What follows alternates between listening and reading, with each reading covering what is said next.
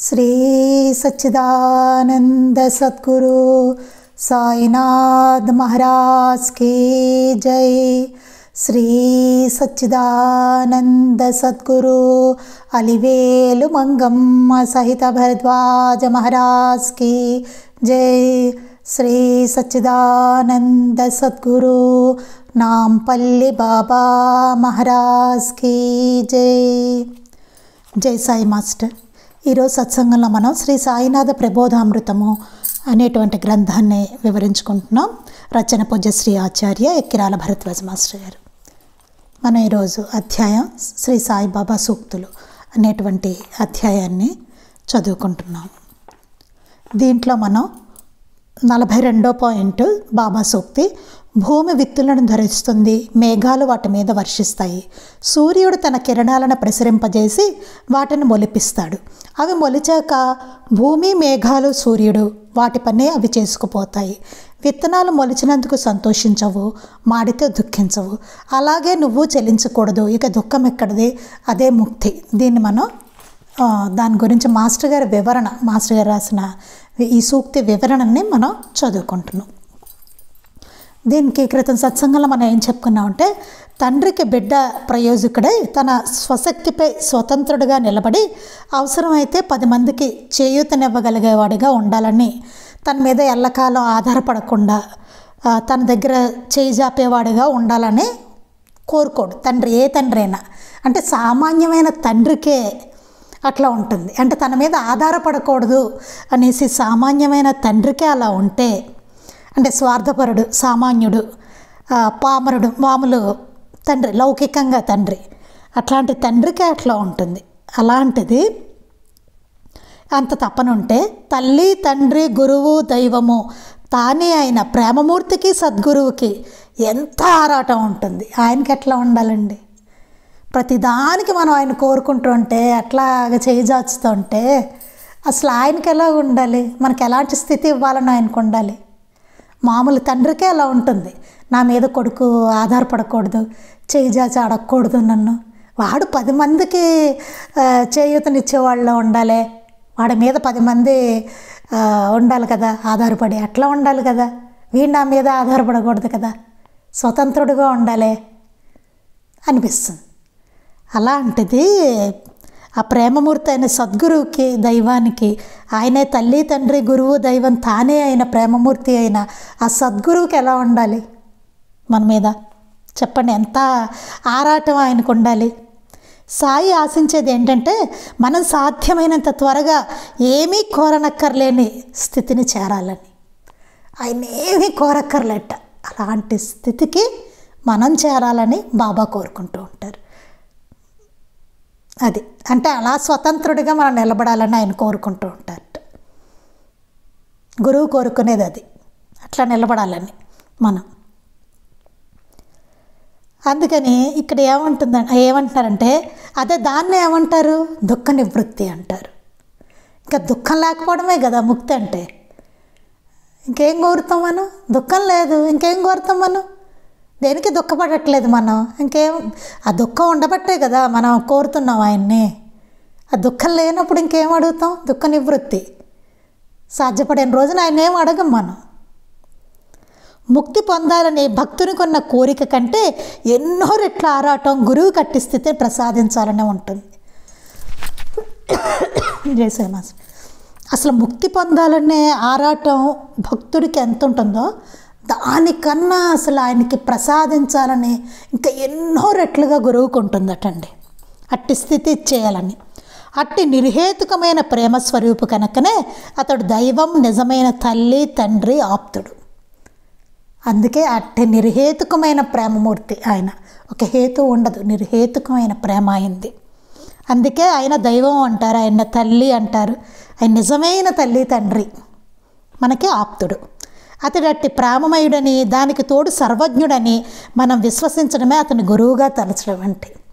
ఆయన గురువుగా తలచడం అంటే ఏంటి? ఆయన అంత ప్రేమమయుడని, దానికి తోడు ఆయన సర్వజ్ఞుడని, అన్నీ తెలిసిన వారని మనం విశ్వసించడమే ఆయన గురువుగా తలచడం అంటే అని చెప్తున్నారు. అటువంటి వారిని మనం ఏం కోరాలి? అసలు ఆయన ఏం కోరాలి?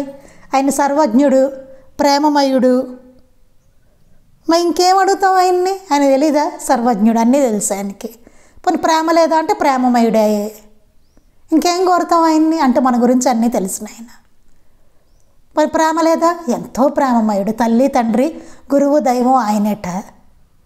మరి ఇంకేమిటి? ఇంకేమని కోరుతాం మనం? మనకు ఆ స్థితి ఎప్పుడు ఇచ్చేద్దామా అని ఆయనకు ఉందిట. అంత ప్రేమ ఆయనకి మన మీద. ఇంకేం కోరాలి అసలు ఆయన? నిజానికి కోరదగినదంటూ ఏమీ లేదు ఆయన అసలు. మనం దాన్ని కోరుతున్నామంటే నిజమైతే దాన్ని నిజంగా పొందేలాగా యోచించడం ఎలాగో ఆయన బోధిస్తే దాన్ని ఎందుకు ఆచరించం చెప్పారు. బోధల్లో అన్నీ చెప్పేశారు, ఇట్లా ఉంటే చాలని. కానీ మనం ఎందుకు ఆచరించట్లేదు అంటే దుఃఖ నివృత్తికే మనకి సత్యమైన కోరిక లేదనమాట. అంటే దుఃఖ నివృత్తి కావాలనేటువంటి కోరిక మనకి లేదు. అట్లాంటి స్థితి మనం ఉందని, అది ఉందని తెలుసు, కానీ అది కావాలనే కోరిక మనకు లేదు. లేదు అసలు మనకి అట్లా ఉండాలని మనకు లేదు. అందుకని నిజంగా కోరనిదే ఆయన ఎందుకు ప్రసాదించాలి? మనం కోరినప్పుడు ఆయన ఎందుకు ఇస్తారు? ఇవ్వరు కదా. అది అలా వివేకంతో యోచించడానికి సంసిద్ధుడు కాని వ్యక్తికి నిజంగా దుఃఖనాశనం అవసరం లేదన్నమాట. అయితే మనకి దుఃఖనాశనం అవసరం లేదు, ఇలా దుఃఖంలోనే మొగ్గుదామని మనం డిసైడ్ అయిపోతున్నాం. ఎప్పుడు ఏడుస్తూ ఉందామని డిసైడ్ అయిపోతున్నాం మనం.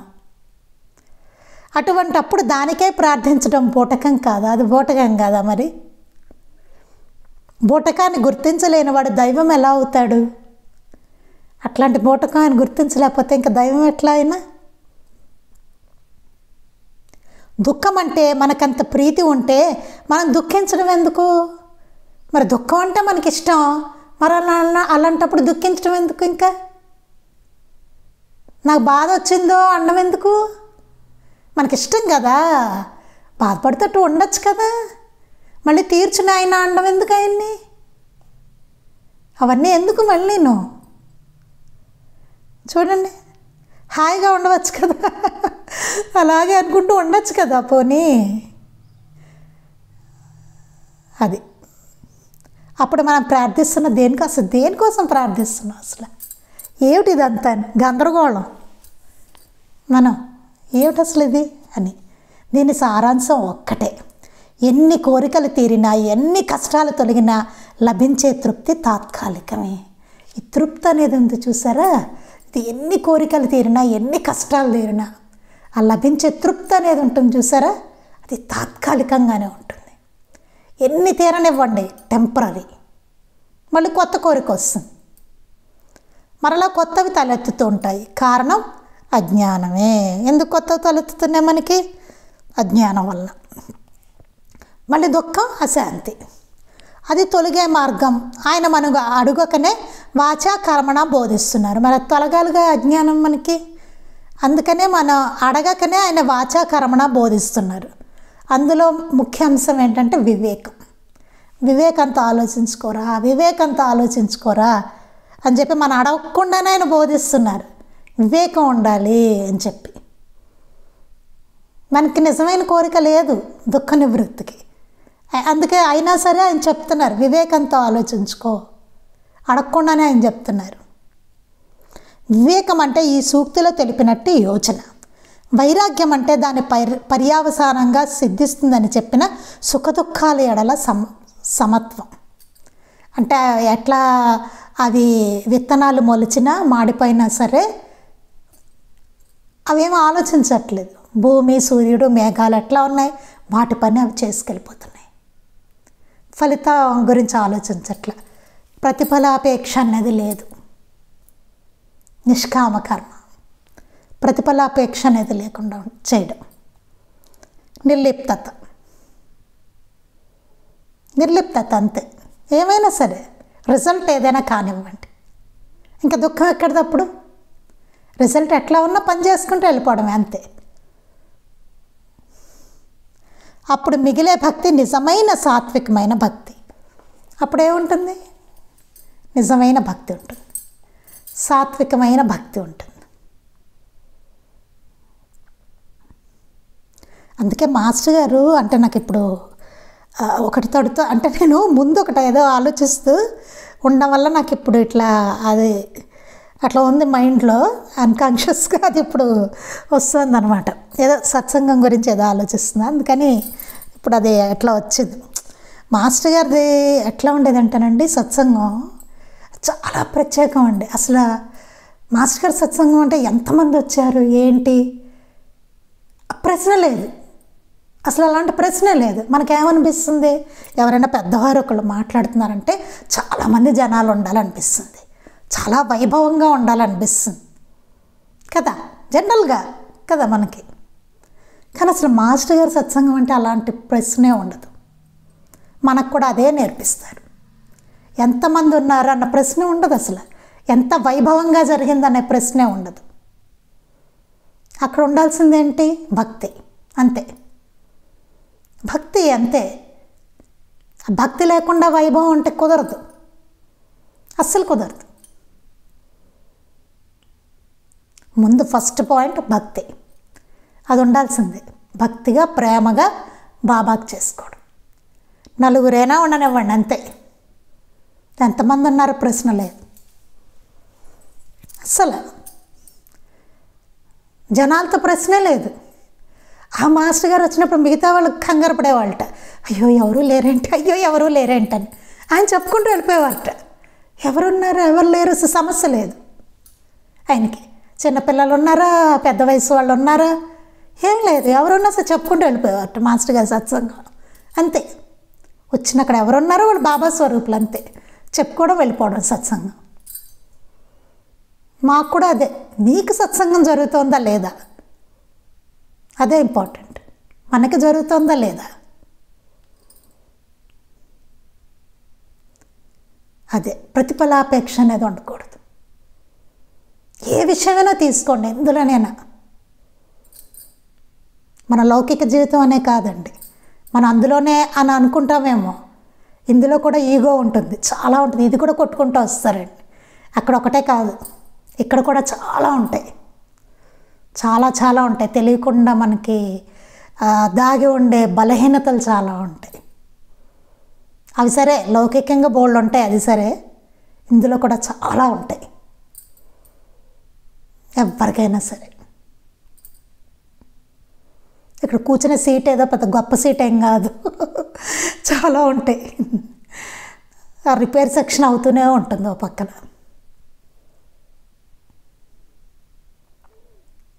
అది అలాగ మాస్టర్ గారిది అంటే అలా ఉంటుంది. ఎంతమంది వచ్చారు ఇవన్నీ కాదు, అసలు అట్లాంటి సమస్య లేదు ఇక్కడ. మాస్టర్ గారి సత్సంగం అంటే అలా ఉంటుంది. అది ముందు నుంచి ట్రైనింగ్ ఇచ్చేస్తారు. అదే మాస్టర్ గారి సత్సంగం అంటే. వైభవంగా జరగడం ఇవన్నీ కాదు. 100 మంది వచ్చారా, 150 మందా, 200 మందా, 500 మందా కాదు. చాలా అసలు చూడండి, అసలు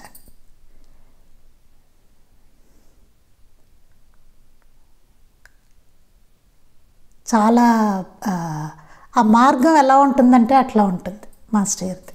ఎక్కడ ఇంత ఈగోకి తావివ్వనంత, రానివ్వనంత.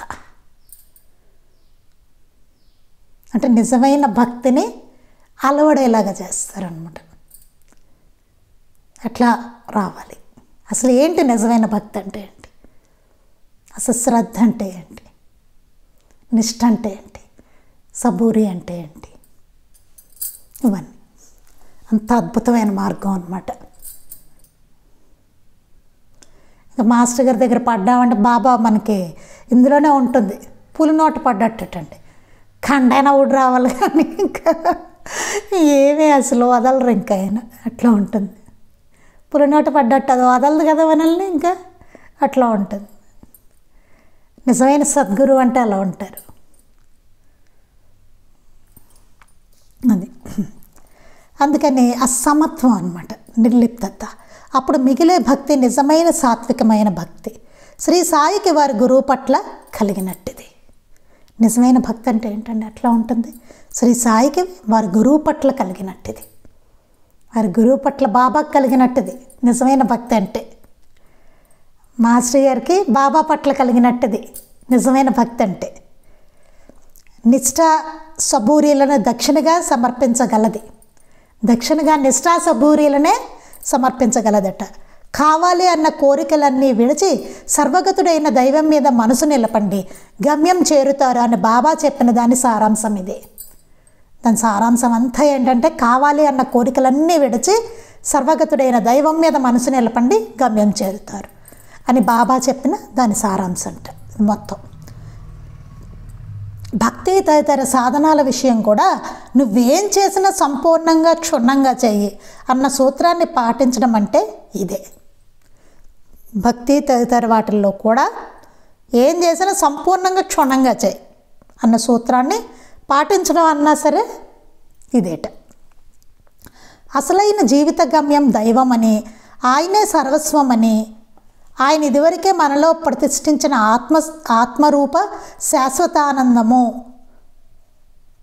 అంటే దైవం ఇచ్చినది పోదని, మానవుడిచ్చింది నిలవదని మొదట వివేకంతోనూ శ్రీ సాయి వాక్యాలపై విశ్వాసంతోనూ పరోక్షంగా తెలుసుకోవాలి. ఇవన్నీ మనకి బాబా సూక్తుల్లో మన లీలామృతంలో చాలా చదువుకున్నాం. ఇది దైవం ఇచ్చింది పోదు, మానవుడిచ్చింది నిలవదు, ఆయనే సర్వస్వము, ఆయన ఇదివరకే మనలో ప్రతిష్ఠించిన ఆత్మ శాశ్వతానందము, ఇవన్నీ మనం విశ్వాసంతో పరోక్షంగా తెలుసుకోవాలి. తదనుసారము ఆయన సూచించిన బాటను యత్నంతో నడిచి, యత్నంతో అన్నారండి. ఆయన బాటను ఏదో ఆయనే నడిపిస్తారు అట్లా కాదండి, మన యత్నం చాలా అవసరం అని చెప్తున్నారు. మనం ఒక్క అడుగు వేస్తే అప్పుడు కదా ఆయన నడిపించేది, అడుగైనా వేయాలి కదా, యత్నం అవసరం అంట. పురుష ప్రయత్నం కూడా ఉండాలని చెప్తారు మాస్టర్ గారు. మన ప్రయత్నం చేయవలసిందే, అప్పుడు ఆయన సహకారం మనకు అందుతుంది. మనం ఏమీ చేయకుండా నీ దయ అంటే కుదరదు, మన యత్నం చేయాలి. చేస్తే అప్పటికి ఆయన ప్రీతి కలుగుతుంది, ఆహా వీడికి కాస్త ఇంట్రెస్ట్ ఉంది అని చెప్పి అప్పుడు ఆయన కొంత మనకి సహకరిస్తారు అన్నమాట చేయడానికి.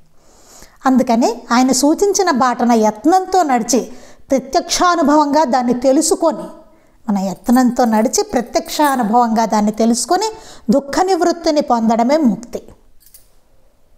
అప్పుడు అలా దుఃఖ నివృత్తిని పొందాలట, అది ముక్తి. అయితే ఇట్టి సమత్వ స్థితి ఒక్క రోజులో కుదిరేది కాదు. మరి ఒక్క రోజులో వచ్చేస్తుందండి అలాంటి స్థితి?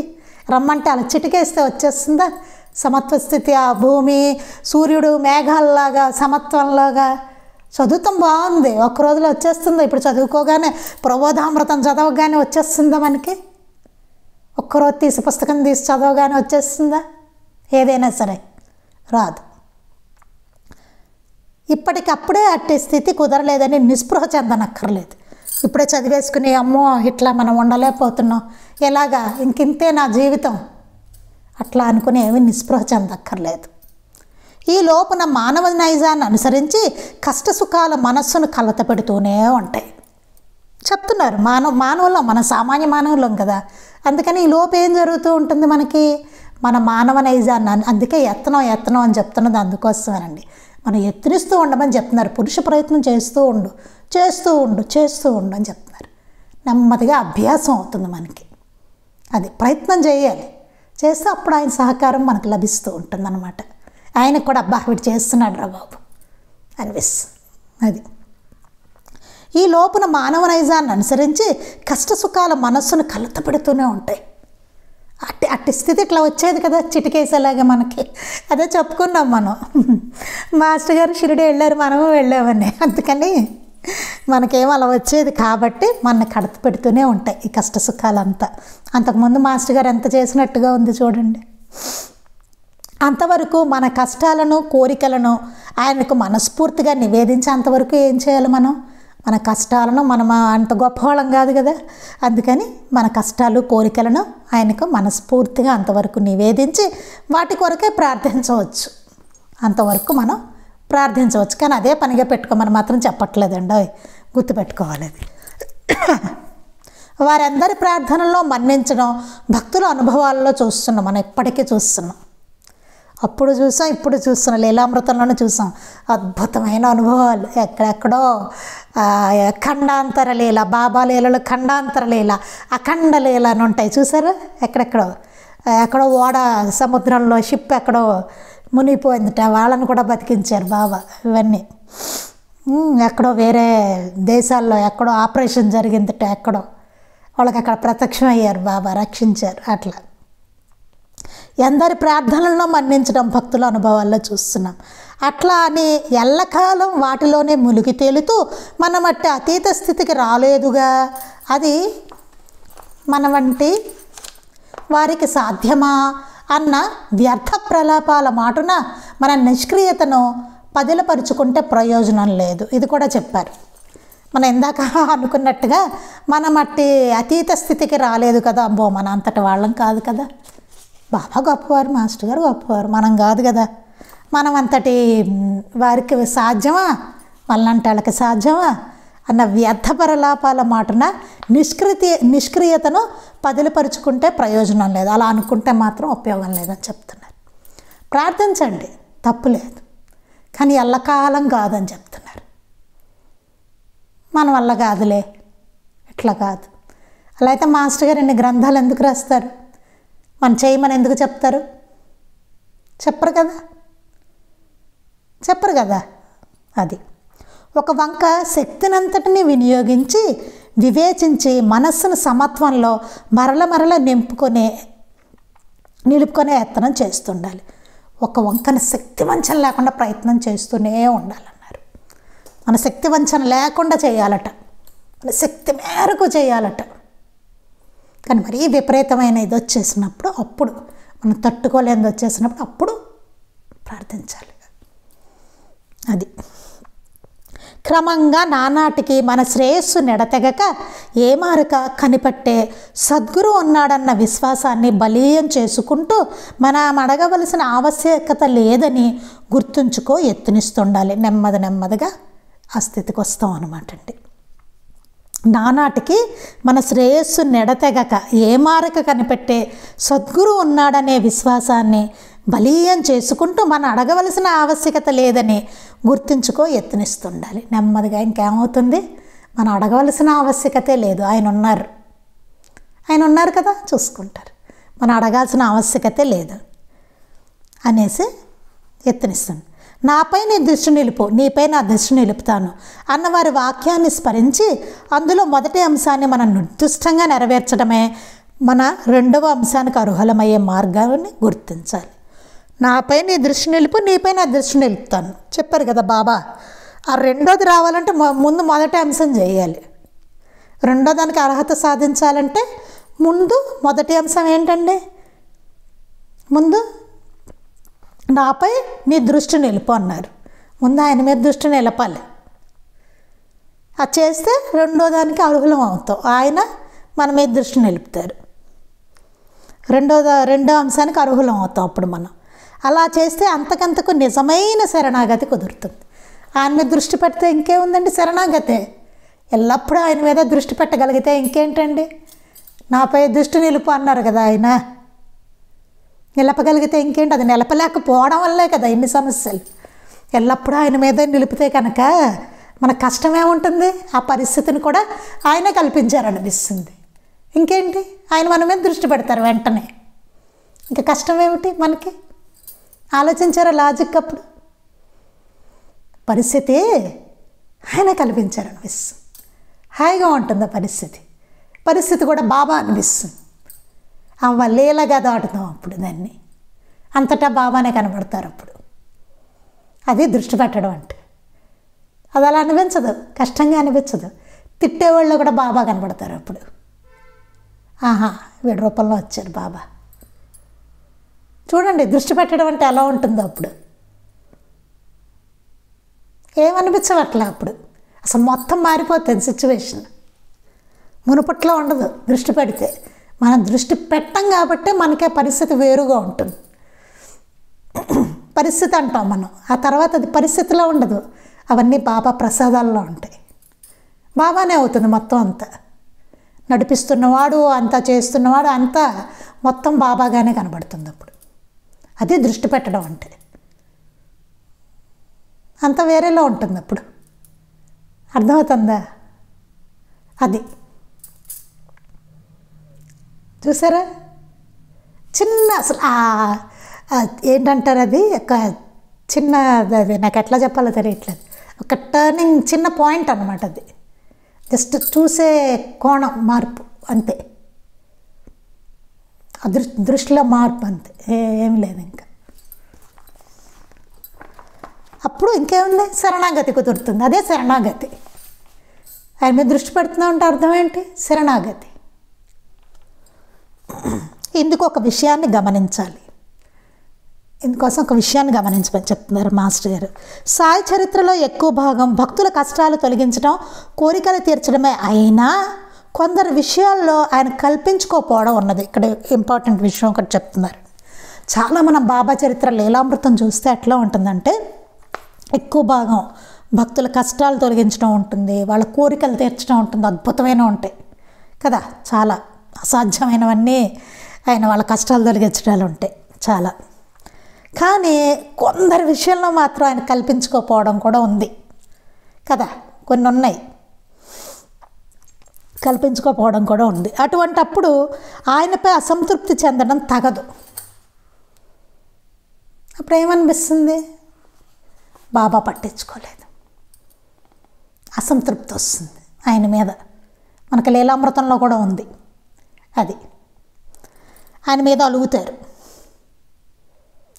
ఆయన పట్టించుకోకపోతే, జరగకపోతే, ఆ ప్రార్థన ఆయన మన్నించకపోతే. ఒక అతను మరణిస్తాడు, ఆ బంధువులందరూ అలుగుతారు ఆయన మీద. తర్వాత చూపిస్తారు బాబా,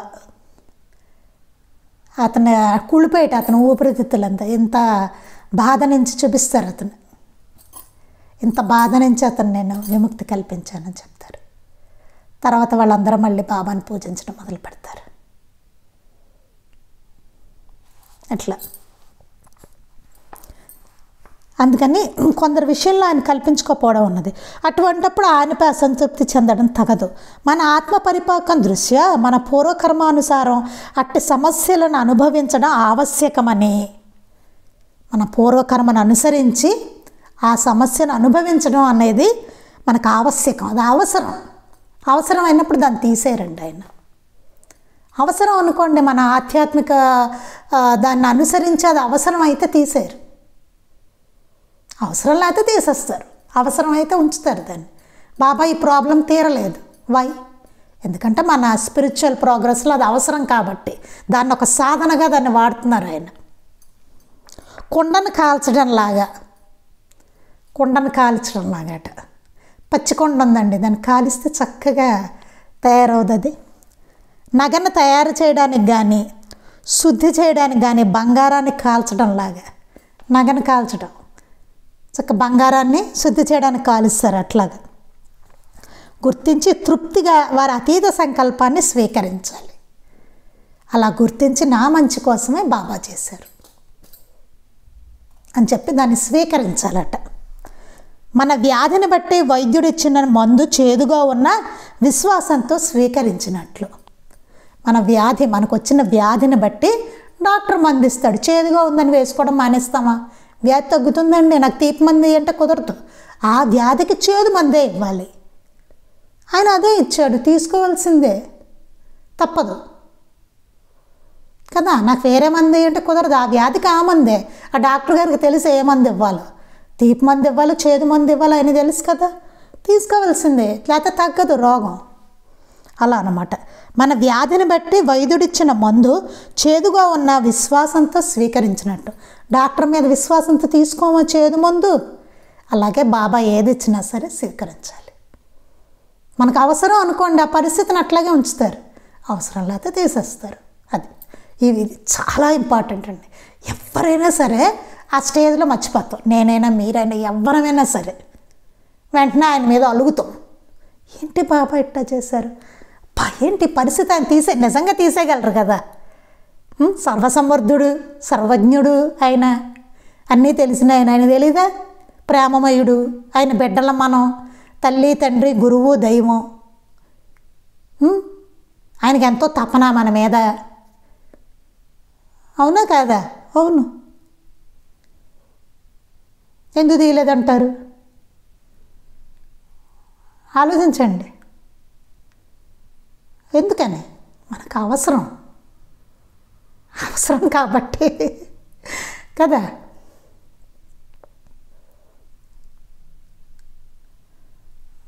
ఏమో ఏం చెప్పలేం, డాక్టర్ తెలుస్తుంది మన వ్యాధి ఏమిటో.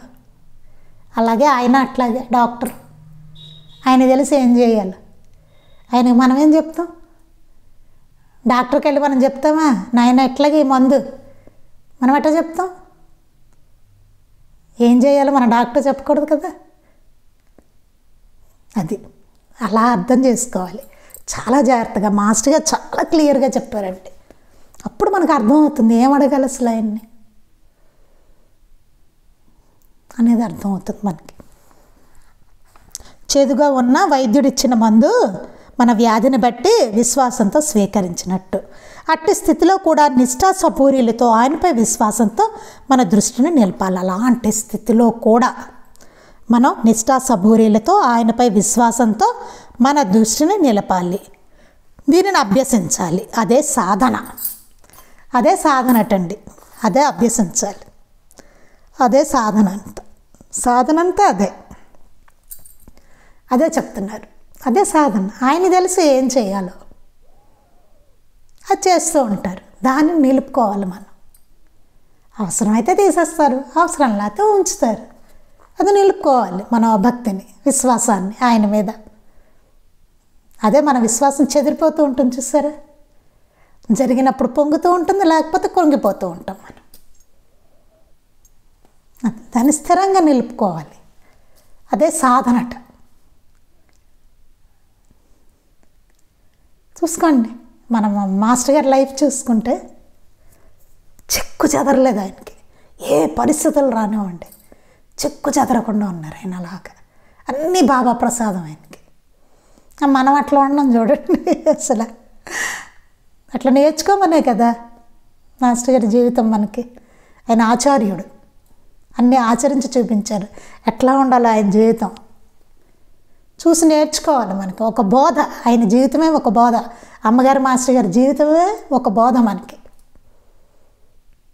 అందుకే లేకపోతే వాళ్ళకెందుకు కష్టాలు అసలు, ఎట్లా ఉండాలో నేర్చుకోవడం కోసం, మనకి నేర్పించడం కోసం. అది ఇంకా ఉందండి, మళ్ళీ మనం ఇంకొక సత్సంగం ఉంటుంది దీని గురించి చెప్పుకోవడానికి మనకి. అది తర్వాత నెక్స్ట్ సూక్తి మనం చెప్పుకోవచ్చు. శ్రీ సచ్చిదానంద సద్గురు సాయినాథ్ మహారాజ్ కీ జై. శ్రీ సచ్చిదానంద సద్గురు అలివేలు మంగమ్మ సహిత భరద్వాజ మహారాజ్ కీ జై. శ్రీ సచ్చిదానంద సద్గురు నాంపల్లి బాబా మహారాజ్ కీ జై. గురుదేవ దత్త అవధూత చింతన. లోకా సమస్తాః సుఖినో భవంతు, లోకా సమస్తాః సుఖినో భవంతు, లోకా సమస్తాః సుఖినో భవంతు. జై సాయి మాస్టర్.